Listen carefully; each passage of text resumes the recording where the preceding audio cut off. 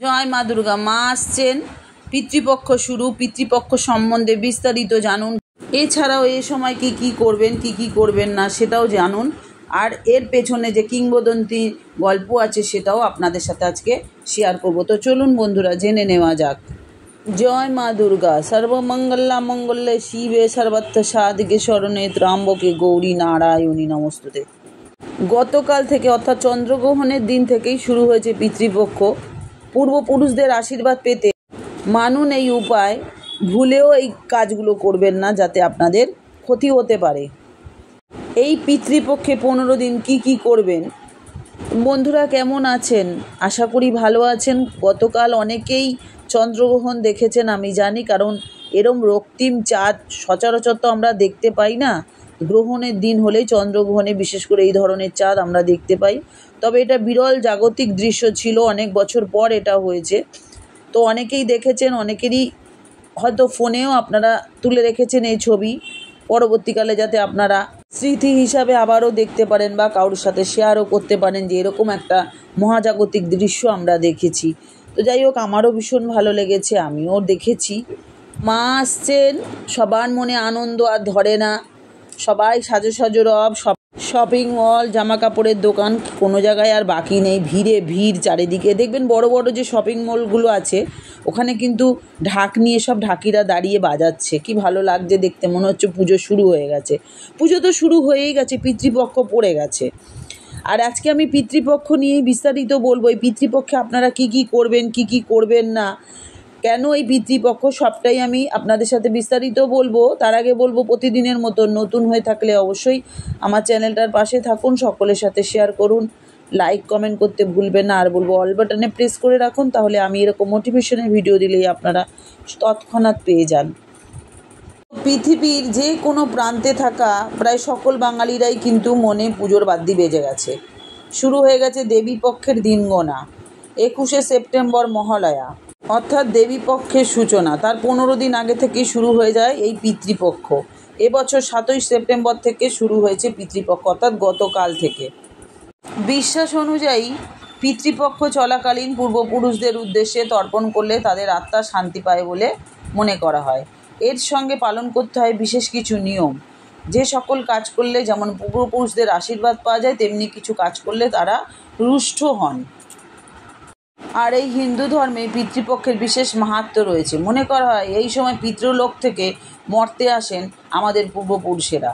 তাই পিতৃপক্ষের 15 দিনে পূর্বপুরুষদের আত্মার শান্তি কামনা করে তাদের শ্রাদ্ধ এবং তর্পণ করা হয়ে থাকে। এর মাধ্যমে পূর্বপুরুষদের আশীর্বাদ লাভ করা যায় এবং জীবনে আগত সমস্ত বাধাও দূর হয়ে যায়। এছাড়া এ সময় পিতৃলোক থেকে মর্তে আসেন পূর্বপুরুষরা 15 দিনের জন্য নিজের পরিবারের আশেপাশে বাস করেন ও সর্বপিতৃ অমাবস্যা অর্থাৎ মহালয়ার দিনে পরিজনদের আশীর্বাদ দিয়ে পুনরায় তারা প্রস্থান করেন। 15 দিন ধরে পিতৃপক্ষ পালিত হয়। এর প্রতিটি তিথি শ্রাদ্ধের বিশেষ মাহাত্ম্য রয়েছে। পিতৃপক্ষ শুরুর আগে কৌশিকী অমাবস্যায় কুশ গ্রহণ করা হয়। এরপর প্রষ্ঠপদী পূর্ণিমা তিথিতে প্রথম শ্রাদ্ধ করা হয়। পিতৃপক্ষের প্রথম দিনে অগস্ত্য মুনির তর্পণ ও শ্রাদ্ধ করা হয়। এবছর শুরু হয়েছে পিতৃপক্ষ গতকাল থেকে, শেষ হবে রবিবার 21শে সেপ্টেম্বর। পিতৃপুরুষদের যে শ্রাদ্ধ তিথি সেই অনুযায়ী পিতৃপক্ষের শ্রাদ্ধ করা হয়। যেই তিথিতে পূর্বপুরুষদের মৃত হয়েছিল সেই পক্ষের সময় এই তিথিতে শ্রাদ্ধকর্ম করা যাবে। শ্রাদ্ধ ও তর্পণের দিনে পূর্বপুরুষদের পছন্দের খাবার রান্না করবেন। এছাড়াও ব্রাহ্মণ, কাক, গরু, বিড়াল, কুকুরকে অবশ্যই কিন্তু খাবার খেতে দিতে হয়। একে পঞ্চবলি বলা হয়। পিতৃপক্ষে যে তিথিতে শ্রাদ্ধকর্ম করবেন সেই তিথিতে সবার আগে তর্পণ করবেন। তর্পণ করতে আপনারা কালো তিল, জব, জল দিয়ে পূর্বপুরুষদের অর্ঘ্য দেবেন। শ্রাদ্ধপক্ষে প্রতিদিন তর্পণ করা অত্যন্ত শুভ। মানে এই 15 দিন ধরে অনেকেই রোজ করতে হয় আর কি, যারা পারে তারা করেন, নালে মহালয়ার দিন করবেন। এই পক্ষটাকে শ্রাদ্ধপক্ষ বলে, তাই প্রতিদিন তর্পণ করাও অত্যন্ত শুভ। যারা পারেন, আমি বললাম, তারা করবেনই। পিতৃপক্ষে চলাকালীন কি কাজ করবেন আর কি কাজ করবেন না সেটাই এবার বিস্তারিত বলবো।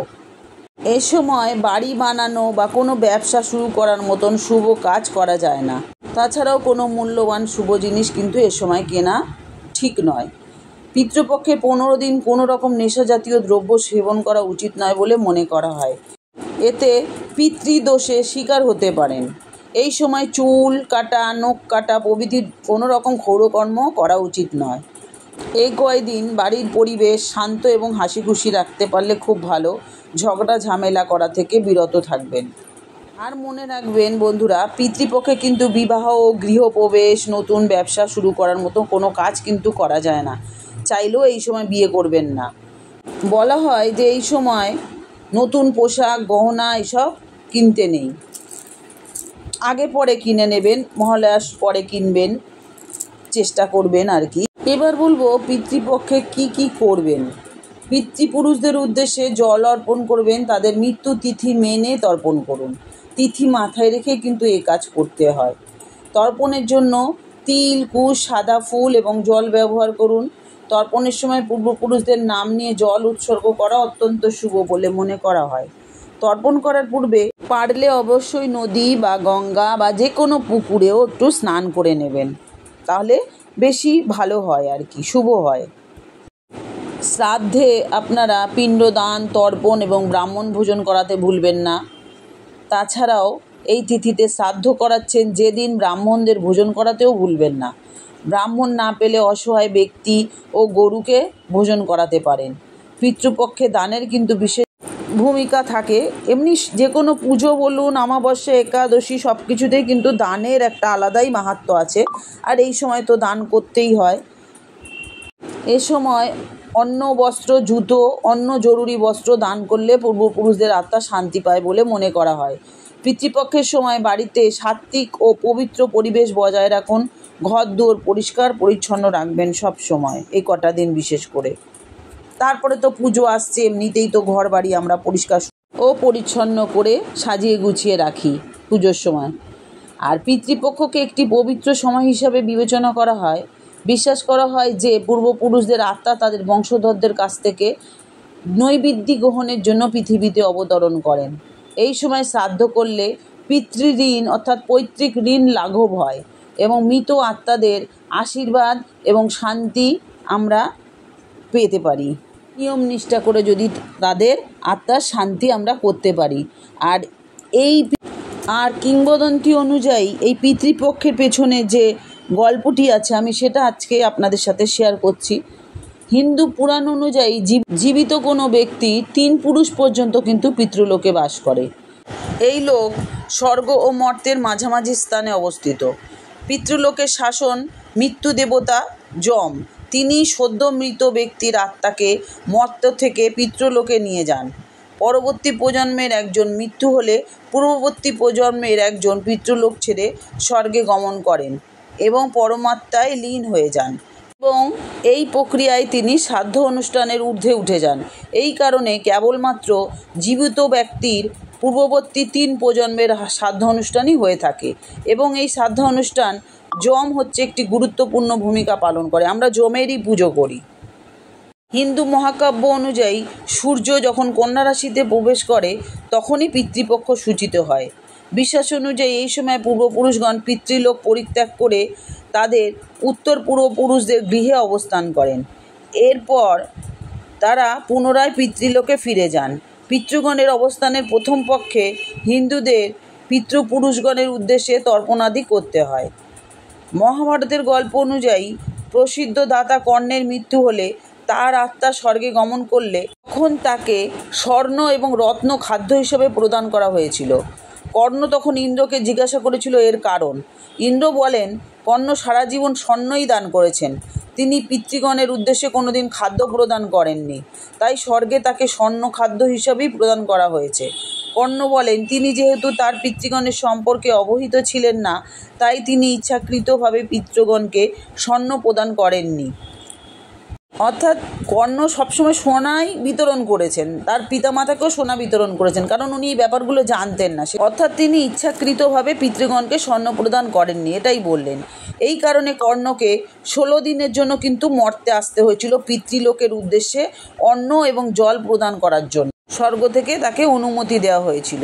এই পক্ষই পিতৃপক্ষ নামে পরিচিত।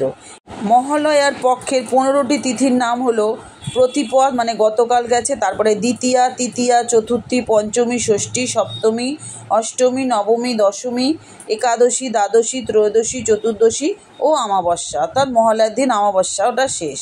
হিন্দু বিশ্বাস অনুযায়ী যে ব্যক্তি তর্পণে ইচ্ছুক হন তাকে তার পিতার মৃত্যুর তিথিতে তর্পণ করতে হয়।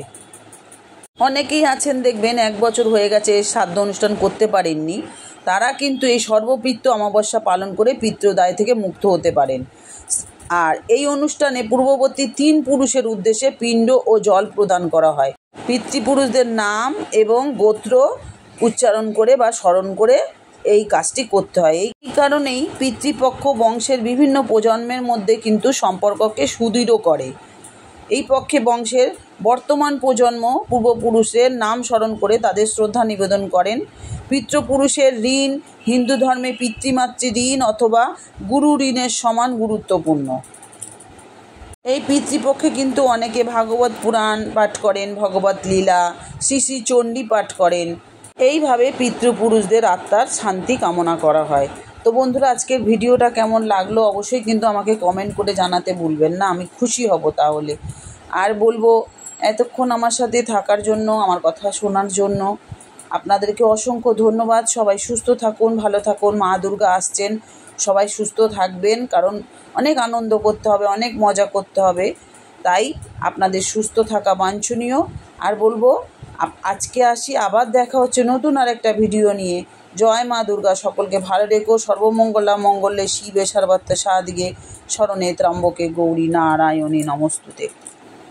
সকলের মঙ্গল করো মা। সকলকে বলবো কমেন্ট বক্সে অবশ্যই মা দুর্গার জয় বলে লিখে যাবেন।